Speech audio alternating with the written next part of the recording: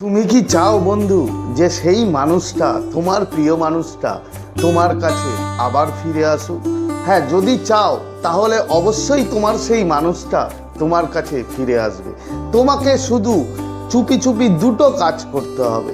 হ্যাঁ, কাজ দুটো অতটা ইজি না, যদিও একটু টাফ, কিন্তু তারপরেও করতে পারো। যদি তুমি করতে পারো তাহলে সেই মানুষটাকে তোমার কিছু দেখানোর দরকার নেই।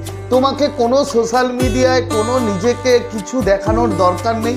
জাস্ট ভিতরে ভিতরে এই দুটো কাজ যদি করো তাহলে সেই মানুষটা তোমার কাছে ফিরে আসতে বাধ্য।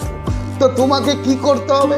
প্রথম কাজ, প্রথম যেটা, তোমাকে পুরোপুরি নো কন্ট্যাক্ট, একদম ওর সাথে কোনো রকম কোনো কন্ট্যাক্ট, ওর প্রতি কোনো খবর নেওয়া, ওর সোশ্যাল মিডিয়ায় স্টক করা, এভরিথিং সব কিছু বন্ধ করে দিতে হবে। তোমাকে করলে চলবে না। তুমি পুরোপুরি ওর ব্যাপারে খবর নেওয়া বন্ধ করে দাও, ওকে দেখা বন্ধ করে দাও। সেকেন্ড কি করতে হবে, এটা ভেরি ইম্পর্টেন্ট, এটাকেই বলে হচ্ছে ল অফ অ্যাজাম্পশন, মানে তোমাকে অ্যাজিউম করতে হবে। এটা একটু টাফ, বাট অতটাও টাফ না যে তুমি করতে পারবে না। তোমাকে অ্যাজিউম করতে হবে যে সেই মানুষটা তোমার কাছে ফিরে এসছে, তোমার কাছে আছে, এবং মনের ভিতর থেকে যে অনুভূতি, যে ফিলিংস, তুমি একটা কথা মনে করো যে সেই মানুষটা যদি তোমার সাথে আবার সম্পর্কে চলে আসে, যদি তোমার সাথে তার রিলেশন তৈরি হয়, তুমি কতটাই না আনন্দ পাবে মনের থেকে।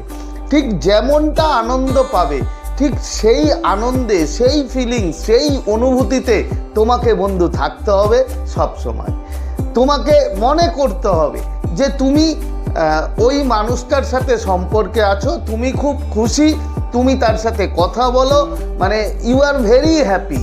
তুমি যেরকমটা হ্যাপি থাকতে চাও ওর সাথে মিলে, সেরকম হ্যাপি তোমাকে থাকতে হবে। এটাকে অ্যাজিউম করতে হবে। একটা কথা মনে রাখবে, তুমি যা অ্যাজিউম করবে সেটাই কিন্তু তোমার রিয়ালিটিতে চলে আসবে। এটাই নিয়ম, এটাই হয় বন্ধু। প্রথম তাহলে কি হলো, তুমি নো কন্ট্যাক্ট, একদম ওর সম্বন্ধে খবর নেওয়ার দরকার নেই। তুমি নিজেকে ভাবো নিজের মনের মধ্যে যে সেই মানুষটা তোমার কাছে চলে এসছে এবং তুমি খুব খুশি। তুমি সেই ফিলিং, সেই অনুভূতিতে তুমি বাঁচতে শুরু করো বন্ধু। দেখো, কিছুদিন করলেই সেই মানুষটা ফিরে আসতে বাধ্য, কেউ আটকাতে পারবে না। এটা তোমার রিয়ালিটিতে ইউনিভার্স নিয়ে আসবে, এটা 100% শিওর।